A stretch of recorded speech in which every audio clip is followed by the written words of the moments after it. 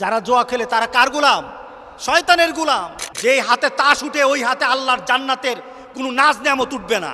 আল্লাহর কসম, যারা ক্যাসিনোতে যায় এরা আল্লাহর বান্দা থাকে না, এরা শয়তানের গোলাম হয়ে যায়। জান্নাতের জন্য জন্ম নিয়েছি, দুজুকের জন্য জন্ম নেই নাই। একটা দেহ দেখতে স্বাভাবিক, কিন্তু ভিতরে যদি ক্যান্সার থাকে, এই ক্যান্সারটা কিন্তু দেখা যায় না, এটা গোপন। ক্যান্সার কিন্তু গোপন। আপনার ফুরা কিন্তু দেখা যায়, দাউদ হইলে দেখা যায়, আপনার চর্মরোগ হলে দেখা যায়, কিন্তু ক্যান্সার কিন্তু দেখা যায় না।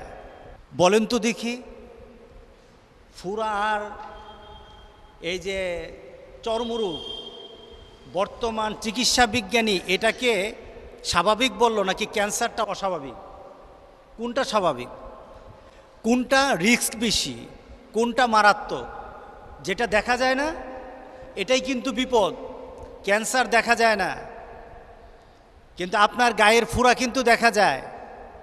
গায়ের ফুরার কারণে মানুষের মৃত্যুর হার তেমন নয়, কিন্তু ক্যান্সার হলে 100% মৌত। ক্যান্সার হলে কিন্তু 100% মৌত। আজকে আমাদের মুসলমানদের দেশে, আজকে আমাদের বাংলাদেশে ঠিক ক্যান্সার ধরেই ফেলেছে। দেখা যায় না, দেখা যায় না ক্যান্সার। সেই ক্যান্সারের বর্তমান নাম হলো ক্যাসিনো। আপনারা জানেন না ক্যাসিনো? সেই ক্যান্সারের বর্তমান সমাজকে ধ্বংস করে দেওয়ার জন্য, আমাদের সামাজিক, পারিবারিক, রাষ্ট্রীয় শৃঙ্খলাকে, নিয়ম নীতিকে ধ্বংস করে দেওয়ার জন্য বর্তমানে আমাদের সমাজে সবচাইতে বেশি মারাত্মক হয়েছে ক্যাসিনো।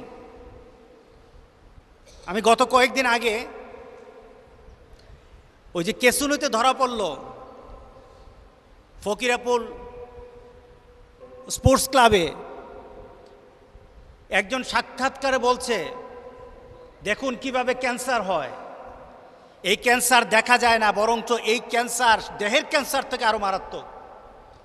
দেহের ক্যান্সারের জন্য একজন সাফার করে,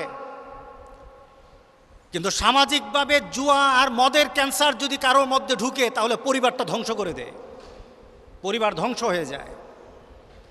সে লোক বলছে, আমি আস্তে আস্তে এখানে আসলাম, 2000 টাকা দিলাম, কিছু টাকা পাইলাম, 12,000 টাকা পাইলাম, আবার ধরলাম 18,000 টাকা পাইলাম, আবার 18,000 টাকা ধরলাম, 13 লাখ টাকা পেয়ে গেলাম, আবার 13 লাখ টাকা চলে গেছে।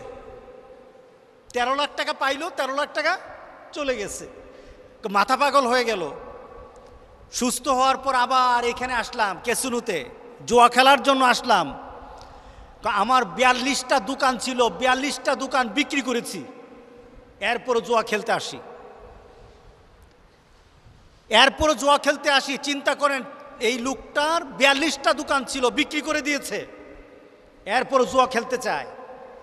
বলেন তো দেখি, এই 42টা দোকান বিক্রি করার কারণে ক্ষতিটা কি শুধু তার হয়েছে নাকি তার পরিবারের হয়েছে? পরিবারটা শেষ। এই বিপদ থেকে বাঁচতে হবে আমাদের। এই বিপদ সৃষ্টি করেছে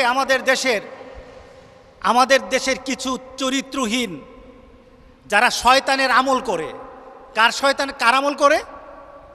আমরা দুই শ্রেণীর আমল করব। আমাদের মধ্যে দুই শ্রেণীর আমলকারী আছে। এক শ্রেণী আমল করে আল্লাহর। কার আমল করে বলেন? আরেক শ্রেণী আমল করে শয়তানের। কার আমল করে? শয়তানের।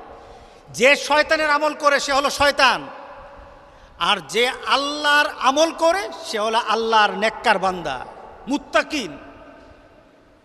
আল্লাহ সুবহানাহু ওয়া তাআলা আমাদেরকে জানিয়ে দিলেন, যারা এই কাজগুলি করে তারা যে শয়তানের আমল করে।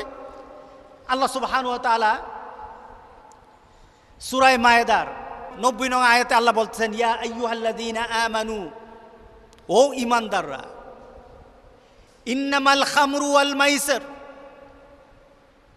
জুয়া এবং মদ এবং জুয়া, ওয়াল আনসাব, প্রতিমা, ওয়াল আজলাম, ভাগ্য নির্ধারণের জন্য সারস অর্থাৎ তীর নিক্ষেপ করা, রিজসুম মিন আমালিশ শয়তান, এগুলি হলো শয়তানের অপবিত্র কাজ। আল্লাহ জুয়াকে কার কাজ বললেন? বলতে হবে কার কাজ? শয়তানের কাজ। মদকে কার কাজ বললেন? শয়তানের।